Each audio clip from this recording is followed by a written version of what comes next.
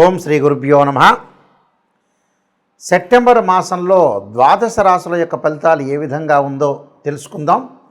ముందుగా తెలుసుకునే ముందు ఏ ఏ గ్రహాలు ఏ రాశుల్లో ఉన్నాయో ముందుగా తెలుసుకుందాం. ముఖ్యంగా శని వక్రగతిలో ఉండి మీనరాశిలో సంచారం చేయటం, రాహు కుంభరాశిలోను, కేతు కర్కాటక రాశిలో సంచారం చేయటం, గురువు మిథున రాశిలో సంచారం చేయటం జరుగుతుంది. అయితే ఈ గ్రహాలన్నీ కూడా సెప్టెంబర్ మాసంలో ఒకే రాశిలో సంచారం చేయడం జరుగుతుంది.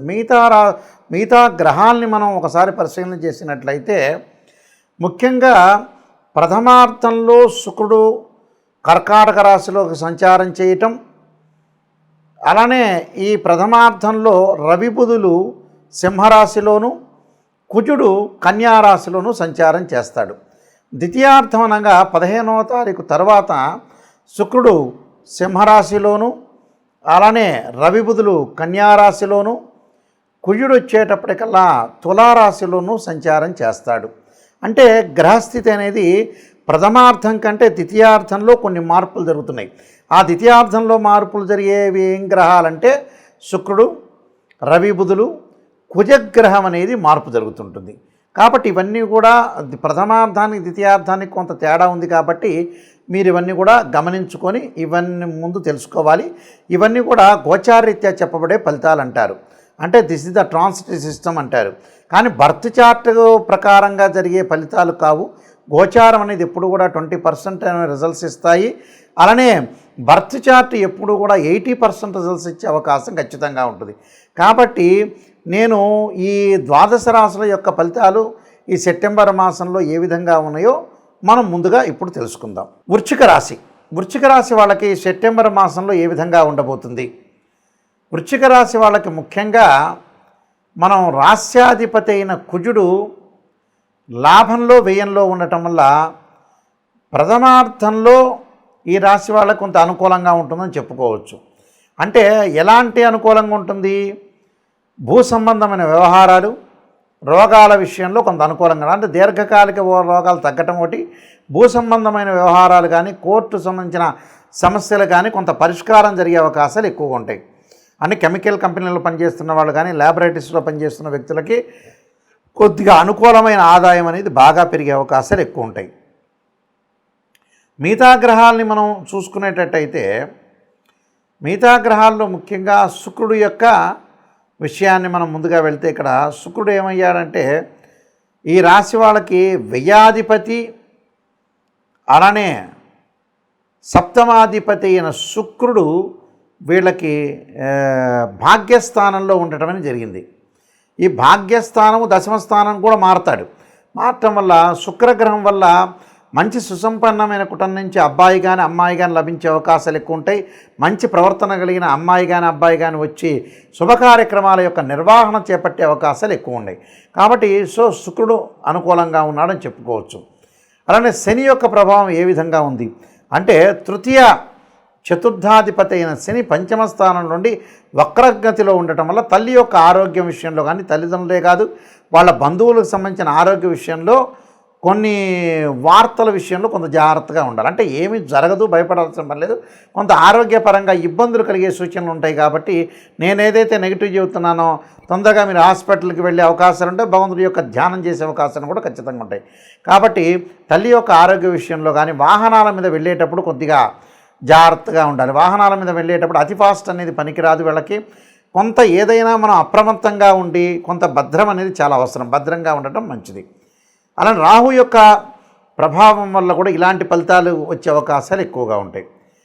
వీళ్ళకి ముఖ్యంగా ద్వితీయాధిపతి, పంచమాధిపతి అయిన గురువు అష్టమ స్థానంలో ఉంటాడు. డబ్బు మీకు వస్తుంది, 100 రూపాయలు వస్తుంది, కానీ 50% ఖర్చు అయ్యే సూచనలనే ఉన్నాయి. ఆ 50% తగ్గించుకోండి. ఎందుకంటే అష్టమంలో గురువు వచ్చేటప్పటికల్లా ఏం చేస్తాడంటే సహజంగా డబ్బును ఖర్చు పెట్టేస్తాడు. వృధాగా ఖర్చులు జరిగే అవకాశాలు ఉంటాయి. వృధా ఖర్చులు కాకుండా చూసుకోవడం చాలా మంచిది. కుజుడి యొక్క ప్రభావం వల్ల కూడా కోపం రాకుండా చూసుకోవడం చాలా మంచిది. అలానే రవిబుధుల యొక్క కలయిక అనేది ద్వితీయార్థంలో బాగుంటుంది. కాబట్టి వ్యాపారపరంగా సమస్యలు, వ్యాపారపరంగా ఆలోచనలు, నూతన వ్యాపారాల మీద వాళ్ళ ఆలోచనలు పెట్టే అవకాశాలు దృష్టి ఎక్కువగా ఉంటుంది. కాబట్టి నేను కొన్ని రెమెడీస్ చెప్పబోతున్నాను. ఆ రెమెడీస్ మీరు పాటించండి, మీకు మంచి జరిగే అవకాశం ఖచ్చితంగా ఉంటుంది.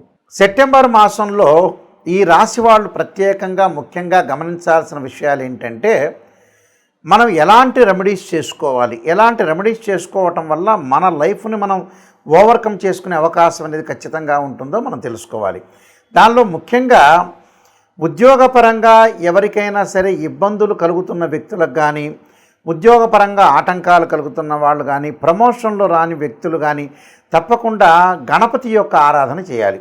గణపతిని గరికతో ఆరాధన చేయటం, గకార అష్టోత్తరంతో ఆరాధన చేయటం, వీలైతే గణపతి గాయత్రి మంత్రాలు ఉంటాయి, ఆ గాయత్రి మంత్రాన్ని బుధవారం రోజున కానీ హస్తానక్షత్రం రోజు కానీ చదువుకోవటం వల్ల ఉద్యోగం అనేది అనుకూలంగా ఉండే అవకాశాలు ఉంటాయి. అంటే ప్రైవేట్ ఆర్ గవర్నమెంట్ సెక్టార్లో ఎవరైతే పనిచేస్తారో ఉద్యోగం రావాలనుకుంటున్న వాళ్ళు, ఉద్యోగపరంగా ఇబ్బందులు కలగకూడదు అనే వ్యక్తులందరూ కూడా విఘ్నం లేకుండా ఉండాలంటే విఘ్నేశ్వరుడు యొక్క ఆరాధన చేయాలి.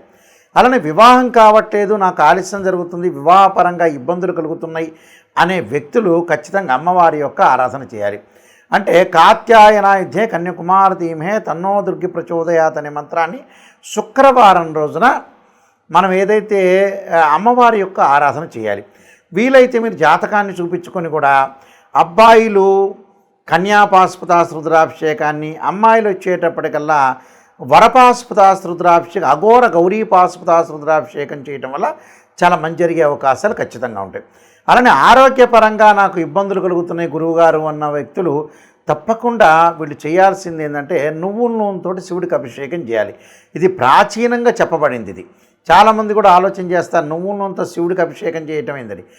పురాతన కాలంలో మన శాస్త్రంలోని చెప్పబడింది. అది కేవలం శనికి సంబంధించిన శనీశ్వరుడికి సంబంధించిందే కాదు. అలానే నువ్వుల నూనెతో ఎప్పుడైతే శివుడికి అభిషేకం చేస్తాం ఆయు ప్రమాణం పెరుగుతుంది, శాస్త్రం చెప్పబడింది. అలానే మిగతా కొన్ని కోర్టు సమస్యలు ఉంటాయి. కొంతమందికి కోర్టు అన్నదమ్ముల మధ్యలో డిస్ప్యూట్స్ ఉండే వ్యక్తులు ఖచ్చితంగా సుబ్రహ్మణ్య స్వామి యొక్క ఆరాధన చేయాలి. 2 జంట సర్పాలను దానం చేయటం ఒకటి, దాని తర్వాత తత్పురుషాయ విద్యే మహాసేనాయ ధీమే తన్నో షణ్ముఖ ప్రచోదయాత్ అనే మంత్రాన్ని చదవటం వల్ల కూడా చాలా మంచి జరిగే అవకాశాలు ఖచ్చితంగా ఉంటాయి. అలానే మిగతా కొన్ని సమస్యలు ఉంటాయి చాలామందికి కూడా రకరకాలు, అంటే వివాహము, ఉద్యోగము, అలానే ఫైనాన్షియల్ పరంగా ఉండే సమస్యలు కూడా ఉంటాయి. ఈ ఫైనాన్షియల్ పరంగా ఉండే సమస్యలు కూడా వాళ్ళకు కూడా గురువు యొక్క ఆరాధన చేయమంటారు. అంటే దత్తాత్రేయ స్వామి యొక్క పారాయణం కానీ, దత్త కవచం కానీ, లేకపోతే ఓం యక్షాయ కుబేరాయ వైశ్రవణాయ ధనధాన్యాధిపతే ధనం ధాన్యం సమృద్ధిమే దేహిమే స్వాహ దేహిమే దాపై స్వాహ అనే మంత్రాన్ని చదువుకోవాలంటారు.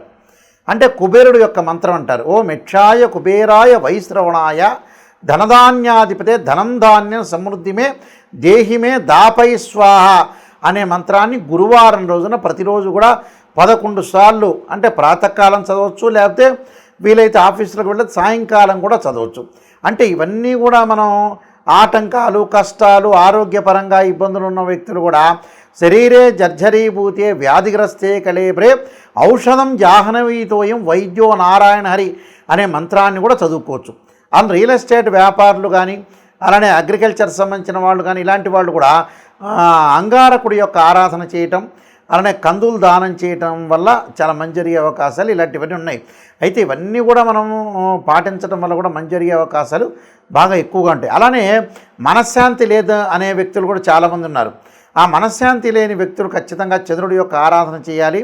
వాళ్ళు ఎలాంటి ఆరాధన చేయాలంటే క్షీరపుత్రాయుధే అమృతతత్వాయ ధీమే తన్నో చంద్ర ప్రచోదయాత్ అనే మంత్రం ఉంటుంది. అంటే మానసికంగా మనం విల్ పవర్ పెంచుకోవడానికి, స్ట్రాంగ్ కావడానికి కూడా చంద్రుడి యొక్క ఆరాధన చేయటం చాలా విశేషం. అంటే ఇవన్నీ కూడా మనం ఏదైతే ఉద్యోగం కానీ, వృత్తిపరంగా కానీ, ఉద్యోగపరంగా కానీ, ఆరోగ్యపరంగా కానీ రకరకాల ఇబ్బందులు, రకరకాల కష్టాలు ఉన్న వ్యక్తులు ఇలాంటివన్నీ కూడా మనం ఏదైతే మంత్రం అనేది చదువుకుంటాం, మంత్రబలం వల్లనే మనం ముందుకు వెళ్ళే అవకాశం ఉంటుంది. కానీ ఇవన్నీ కూడా గోచారరీత్యా చెప్పబడే ఫలితాలు గుర్తుపెట్టుకోవాలి, గమనించాలి. అయ్యో గురువుగారు నాకు ఈ నెలలో జరగట్లేదని చెప్పేవాళ్ళు కూడా చాలామంది ఉంటారు. అది కాదు, ఎప్పుడు కూడా గోచారం అనేది 20% మాత్రం సపోర్ట్. అంటే సహజంగా ఏం చెప్తారు, ఎంత కృషి చేసినా ఆవగింజంత అదృష్టం ఉండాలంటారు. మనం కృషి చేసినా అదృష్టం కూడా కావాలి. ఆ అదృష్టానికి ఏమిటంటే గోచారం తోడ్పడుతుంది. కానీ బర్త్ చార్ట్ కూడా చాలా ఇంపార్టెంట్.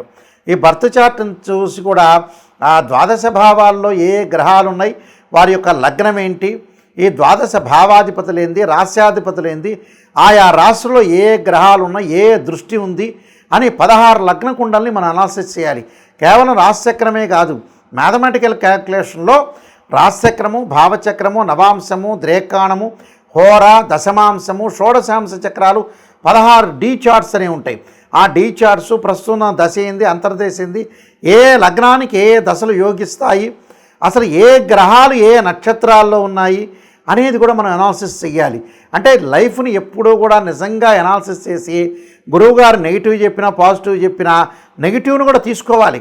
రాశి ఫలం వినేటప్పుడు ఖచ్చితంగా నేను ఒక విషయం చెప్తాను, గురువుగారు నాకు ఎంత పాజిటివ్ చెప్తున్నారని ఆలోచన చేయొద్దని. నిజంగా నేను ఒక్కడనే కాదు, నాయకంటి గారే కాదు, ఎవ్వరు చెప్పినా కూడా నెగిటివ్ని తీసుకోండి. నాకు ఈ నెలలో ఇలా జరగబోతుంది, అయితే నేను జాగ్రత్త వహించాలి అనే పాయింట్ని మేము హింట్ చేస్తున్నాం ఇక్కడ. అందువల్ల ఖచ్చితంగా మీరు గుర్తుపెట్టుకోండి, ఖచ్చితంగా గుర్తుపెట్టుకొని ఈ రోడ్డు బాగాలేదు, వేరే రోడ్డుకి వెళ్ళాలి అనే ఆలోచనలు చేసి ముందుకు వెళ్ళండి. నెగిటివ్ని మనం పాజిటివ్ చేసుకోవటం ఎలా అనేది ఆలోచన చేయండి. వీళ్ళందరికీ కూడా, మీ అందరికీ కూడా ఆ పరమేశ్వరుడు యొక్క కరుణాకటాక్షం ఉండాలని ఆశిస్తూ సర్వే జనా సుఖినో భవంతు.